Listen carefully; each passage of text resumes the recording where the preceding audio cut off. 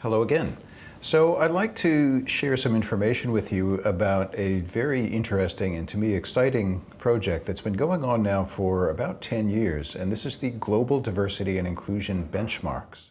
So the benchmarks are standards for organizations around the world developed by two main authors, Julie O'Mara and Alan Richter, and 95 expert panelists, of which I am one. And these expert panelists represent significant diversity in terms of dimension and experience and countries. We come from 19 countries. Any aspect of diversity you can think of would be represented among these 95 panelists. And significantly, these 5 approaches that we talked about in the last segment are also very much represented in the expert panelists. And the idea behind the benchmarks is to really help organizations realize the depth and the breadth and the integrated scope of D&I practices, to assess the current state of D&I in their organization, determine a strategy, and to measure progress in managing diversity and in fostering inclusion.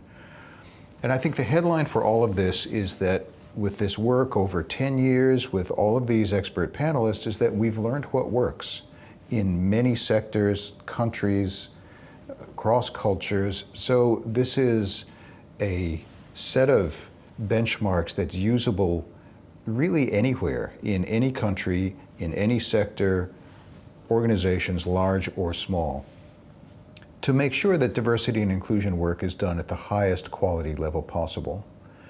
One thing I would say at the outset is that if you want a quick fix, the Global Diversity and Inclusion Benchmarks is not for you. It is very comprehensive. There are 266 benchmarks across 14 categories with 5 levels of progression from inactive through to best practices.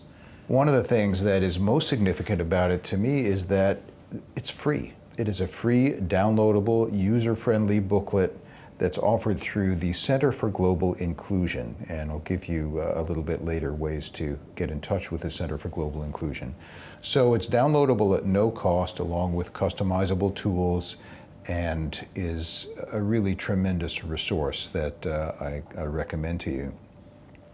One of the things we found in trying to come to a consensus about creating these benchmarks was that people seem to come at this work not only through the 5 approaches, but if we look at what are the underlying reasons that people, or the ultimate goals that people do diversity and inclusion work, and it seemed that we all felt that there were 2 main camps.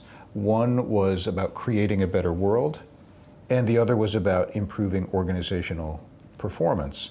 And some of us, and I'm one of these people, really feel that whichever place you start from, you wind up achieving both goals.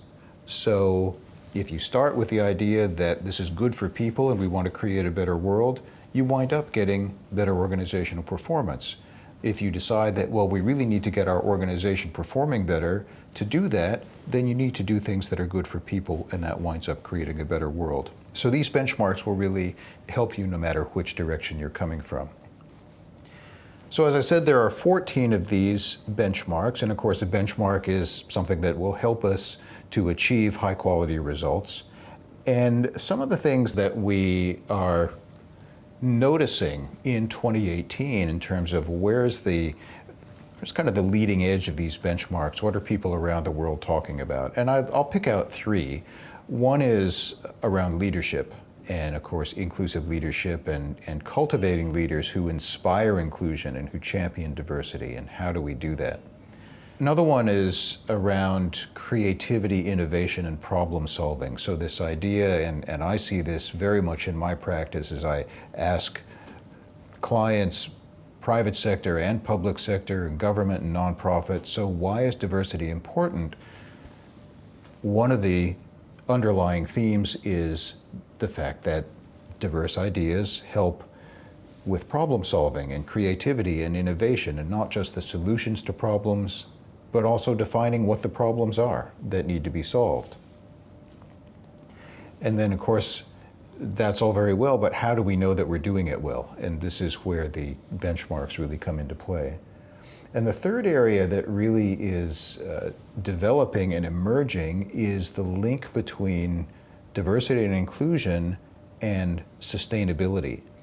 So there are organizations that talk about corporate social responsibility or sustainability, and one of the benchmarks is around the link between diversity and inclusion and sustainability. And this is an area that we see emerging very strongly. So the slide that you're looking at now is an overview of the benchmarks. And as it shows here, there are 5 levels, and there are 4 main areas of the benchmarks, 4 primary processes. So driving the strategy, aligning and connecting, listening to and serving society, and attracting and retaining people. So the benchmarks are an incredibly useful tool, whether you're starting out as a practitioner or whether you're more advanced and have been working as I have in this field for 30 years. There are things in there that certainly I hadn't thought of. That's the benefit of having 95 expert panelists from around the world informing these benchmarks.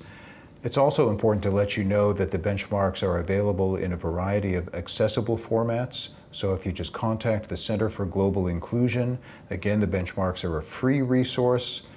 We do ask that you get permission to use them. The permission process takes probably about 5 minutes. It's very easy. You just write in and you will get permission generally within 24 hours to go ahead, just so we know who's using the benchmarks and where, and then you can use them in the way that is most useful for you. So it's very flexible, very accessible, and I highly commend them to you. In the next section, we'll be talking about what are the future trends in diversity and inclusion. I had the opportunity to attend a fascinating think tank for 3 days in the US in April called Diversity, Equity, and Inclusion Futures. And I look forward to sharing some of the results of that with you in the next section.